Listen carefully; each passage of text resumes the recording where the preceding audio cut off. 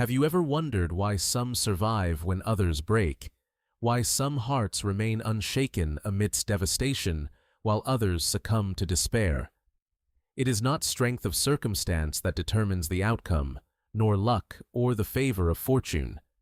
It is the courage to choose one's attitude, the inner sovereignty of the mind, the refusal to surrender the final frontier of freedom, the space between stimulus and response. Viktor Frankl observed it in the barracks and beyond. The men who retained dignity, who found purpose in unimaginable suffering, who kept their spirits unbroken, were not the ones who controlled the external world, but the ones who chose mastery over themselves. Every life confronts moments that threaten to annihilate meaning.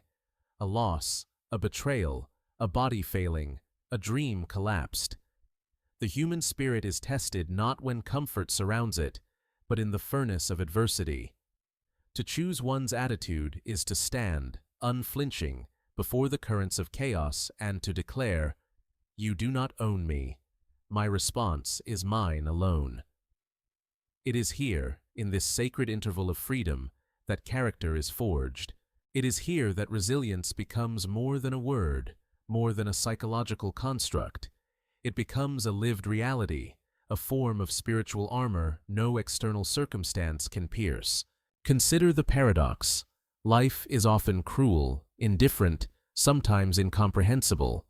Yet within this very reality lies the power to affirm existence. The freedom to choose one's attitude does not remove suffering. It does not guarantee safety or ease. But it guarantees dignity, presence, and the ability to act as a conscious participant rather than a passive victim. To recognize this power is to awaken to a form of courage that the world cannot diminish, to a sovereignty that persists when all else has fallen. Choosing one's attitude requires awareness, an honesty that few dare to summon. It demands the confrontation of fear, anger, bitterness, and despair, and the refusal to allow these forces to dictate behavior. Imagine standing before a moment of loss, the sudden absence of someone beloved, the collapse of a long-cherished dream, the betrayal that sears trust. Within the initial surge of pain, there exists a decision: to let grief define, to let resentment consume, or to rise, however falteringly, into conscious choice. Every time this choice is exercised, the individual expands a territory of freedom within themselves that no prison, no illness, no calamity can touch. Frankl's insight was not abstract. It was lived, proven in the most harrowing conditions. Those who endured, he noticed, often did so because they found a reason to act, a purpose that transcended immediate suffering. The human spirit is capable of remarkable feats when it has a why to cling to, a vision, a commitment, a responsibility. It is the awareness that while one cannot always dictate what happens, one can dictate the stance from which one faces it. The courage to choose one's attitude is, in essence, the courage to retain one's selfhood when every external force threatens to obliterate it. This courage is not a single heroic moment. It is a practice, a continual reaffirmation. It manifests in simple acts, offering patience when provoked, expressing kindness when hurt, maintaining integrity when tempted to compromise. Each conscious choice, each moment in which the spirit refuses to be commandeered by circumstance, accumulates into a fortress of resilience, a testament to the unconquerable core of human freedom. It is here that one discovers that suffering, while unavoidable, need not be meaningless, and that even in the bleakest conditions, a person can carve a sanctuary of hope and purpose within themselves. Do not deceive yourself into thinking that freedom is only found in external triumph. True freedom, Frankl reminds, is the mastery of one's own mind, the ability to respond rather than react, to act according to values rather than impulse. It is a freedom preserved in the soul when the body is imprisoned, in the mind when opportunity is denied, in the heart when love is lost. Each moment offers a choice: surrender to circumstance or rise with deliberate resolve. The act of choosing one's attitude is not passive acceptance. It is an audacious claim that the self remains sovereign, untouchable, eternal in its ability to confront reality with conscience and courage. And so the question returns: why do some survive when others break? It is because survival is not merely physical, it is moral, spiritual, psychological.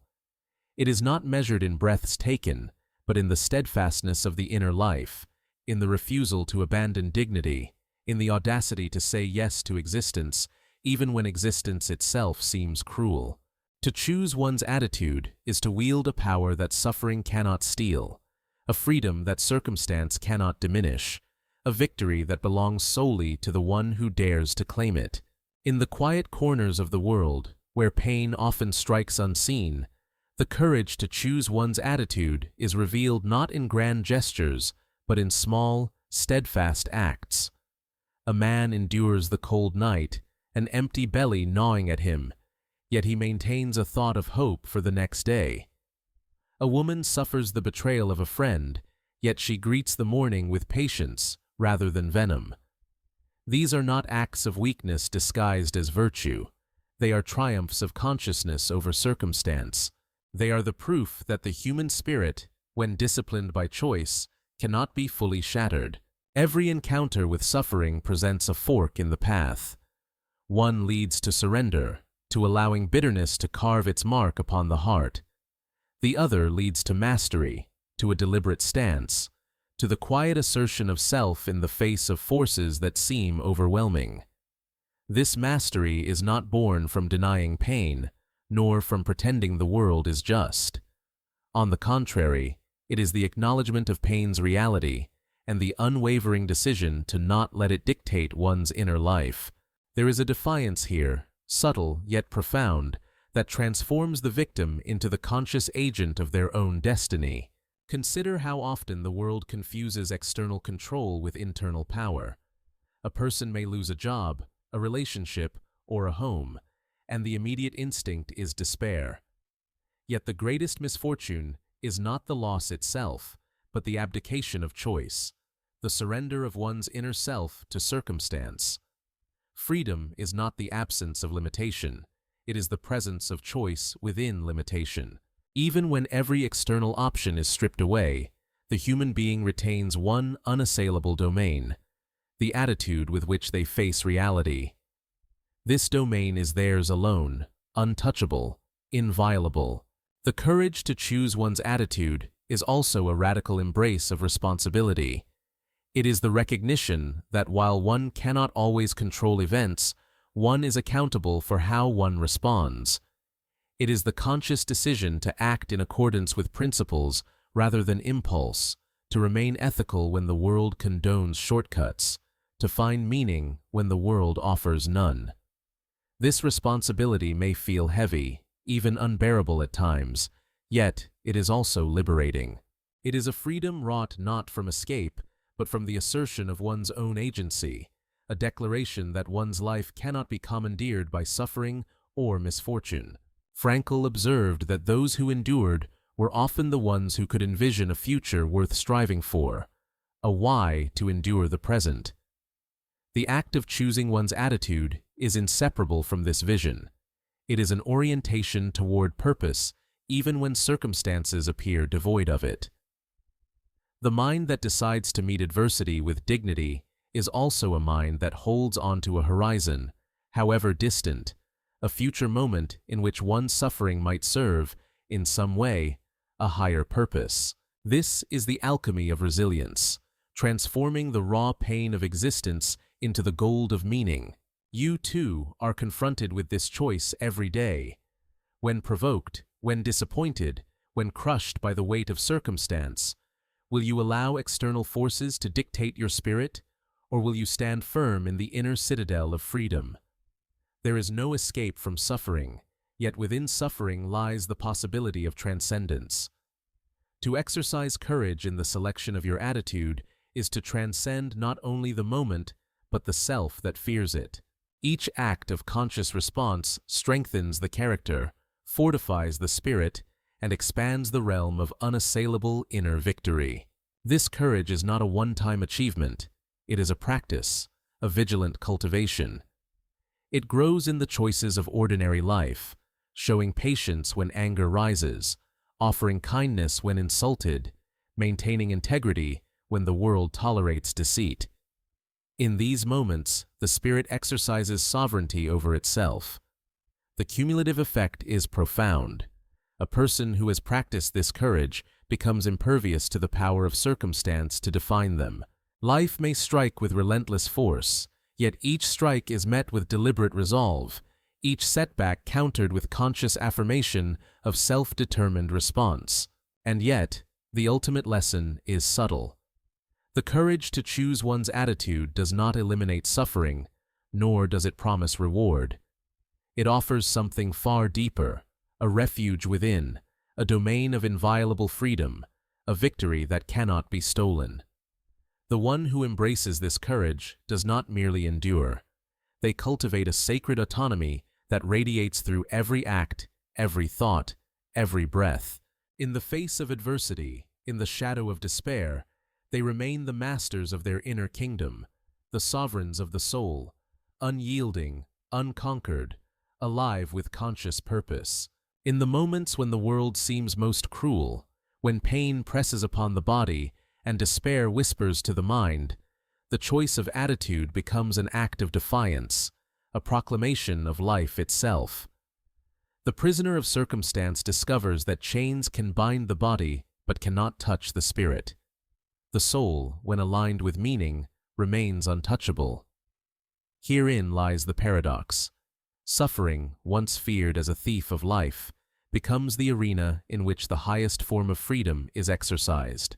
To choose one's response is to assert a sovereignty that no external power can diminish. Consider the quiet dignity of those who have known loss, yet greet the dawn with gratitude.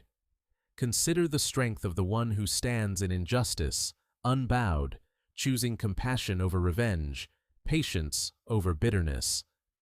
These are not feats of luck or circumstance. They are deliberate, conscious acts of the will. Each moment becomes a canvas upon which the human spirit paints its own truth. That meaning is possible, that suffering is not final, that freedom resides not in external conditions, but in the inviolable citadel of choice within. This courage extends beyond endurance. It calls for the embrace of responsibility, the willingness to confront the moral weight of existence. One cannot escape the necessity of choosing how to live, how to respond, how to act. Even silence, even inaction, is a choice with consequences. The human being is continuously confronted with this reality. Every encounter, every event, every suffering presents the possibility of surrender or mastery. The conscious choice to respond with integrity, to maintain dignity, to seek meaning amid chaos, this is the essence of inner victory. And yet, the triumph of attitude is inseparable from love and connection. The one who chooses wisely does not merely defend the self. They extend the courage of their choice outward, shaping the world with their presence. A kind word in the midst of cruelty, a patient gesture in the face of impatience, a silent act of support when no one else offers it. These are the echoes of chosen attitude made tangible. They are the footprints of the soul upon the world, proof that one's inner sovereignty can radiate influence without domination, can transform suffering into a bridge rather than a wall. The human spirit is endlessly inventive when it comes to finding meaning. Where some see only emptiness, the resilient perceive possibility. Where some surrender to despair, the courageous discern the horizon beyond immediate pain. Even in the most harrowing conditions, the conscious choice to maintain one's dignity, to honor one's values, to cultivate hope, is an act of creation. It is a testament to the unassailable truth Viktor Frankl so often illuminated. The last of human freedoms is the ability to choose one's attitude in any given set of circumstances. You may wonder, in the midst of suffering, how one can summon such courage. It begins simply, imperceptibly, with awareness. Awareness of the present moment, of one's reactions, of the gap between stimulus and response, the space where freedom lives. Awareness that though pain may be unavoidable, the meaning you assign, the posture you adopt, the attitude you nurture, remains your own. Within that space, even the smallest decision becomes revolutionary. To meet suffering with consciousness, with deliberate thought, with dignity, is to reclaim life itself from the indifferent hands of circumstance. In this reclamation, there is liberation. The one who chooses consciously no longer waits for external conditions to dictate happiness, hope, or fulfillment. They cultivate a strength beyond circumstance, a serenity that is neither fragile nor contingent, a mastery over self that endures when all else falls away. This courage is not boastful or loud. It is steady, subtle, relentless, like the flame that persists in the darkness, refusing to be extinguished by wind, rain, or time. Ultimately, the courage to choose one's attitude illuminates the path from suffering to transcendence. It allows the human being to meet life fully, without illusion, without denial, yet without surrender. In choosing attitude consciously, one transforms adversity into opportunity, weakness into strength, pain into insight, and life into an act of creation. Every trial becomes a mirror, reflecting not just the cruelty of the world, but the power and depth of the soul. The liberation achieved through this conscious choice is profound. The individual becomes unshakable, unstealable, sovereign over the inner kingdom that no oppressor, no misfortune, no circumstance can touch. The world may remain unjust, the body may remain vulnerable, yet the spirit has been claimed, preserved, and exalted. In this reclamation, one discovers the deepest truth. Life cannot always be controlled, yet the response to it can.